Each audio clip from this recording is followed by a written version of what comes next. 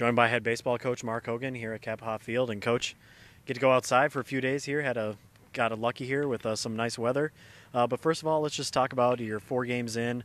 Had a tough series at Dallas Baptist, number 33 team in the nation, and you guys played them very tough. And then you come back home and get a nice victory yesterday against Harris Stowe. What are your thoughts on the first 4 games of the year? Well, there's been a lot of positive things, Nick. We have had some really good performances, and then there's some areas that we need to work on. And one thing's for sure about playing early ball games, you get a chance to see the things that you've been teaching that the kids understand and are able to do. And then there's some other areas that you find out you didn't do such a good job from the coaching perspective. And I think most of what we've seen in the first 4 ball games that have been problematic are all approachable. They're mostly teaching points and kind of refining especially the new players, their ability to compete on this level with some of the tricks and shortcuts that good players have. And I don't think it's anything that's insurmountable. The one thing I was very proud of was the way we played in the first 4 ball games. The hustle's there. This team really brings it, and I think we're going to get better. Now, through your first 4 games here, your outfield's very young, but Cole Beezer's really stepped up here the first few games, leading you guys in hitting, and he also eclipsed the amount of hits he had from last year. Just talk about what he's brought to the ball club first 4 games. In 4 games, he's already eclipsed last year. Well, that means Coach didn't play him enough last year. He's really dynamite offensive player, above average outfielder, tremendous range. Speed's one of his best attributes, and he's been in our program for 2 years, 2.5 now. We redshirted him as a true freshman last year as a redshirt freshman, a little bit of time. So this isn't his first time being exposed to this level of play, and he's one of the bright spots as well as several of the younger guys. But Cole's a good hitter, and he's an aggressive ball player. I look for good things from him. Now, you're talking about some of the newcomers. 16 have played thus far. They've really kind of acclimated pretty well for their first 4 games of the year. What are your thoughts on that? For the most part, yeah. And again, most of the stuff that they didn't do very well at are things that we just haven't covered well enough for them.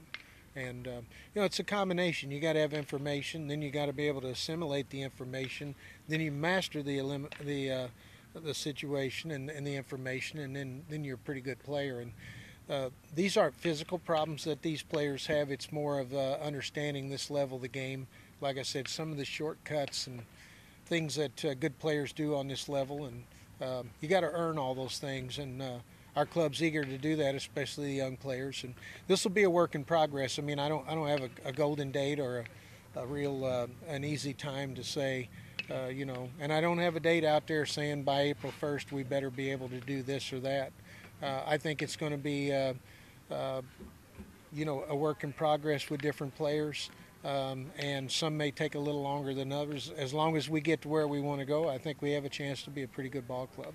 Now, you welcome IPFW in this weekend, Friday, Saturday, and Sunday.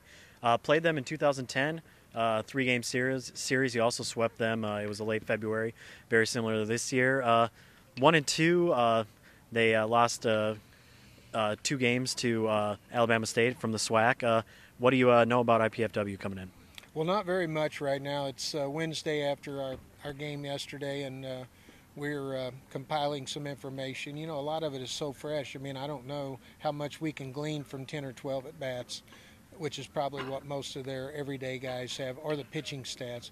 And, similar to, I think it would be hard to look at our statistics. When you get past Moses, you don't really know what you're getting into.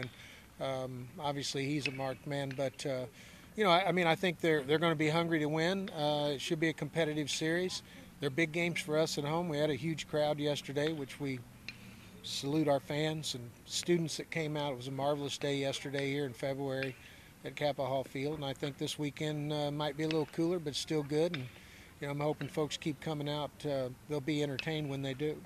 All right, Coach. Now, this week's Hogan's Hero of the Week is Trent Moses, and man, yesterday he just dazzled the fans here with some great stops at third base, and then with that 3-run home run in the 8th to extend his hitting streak to 15 games.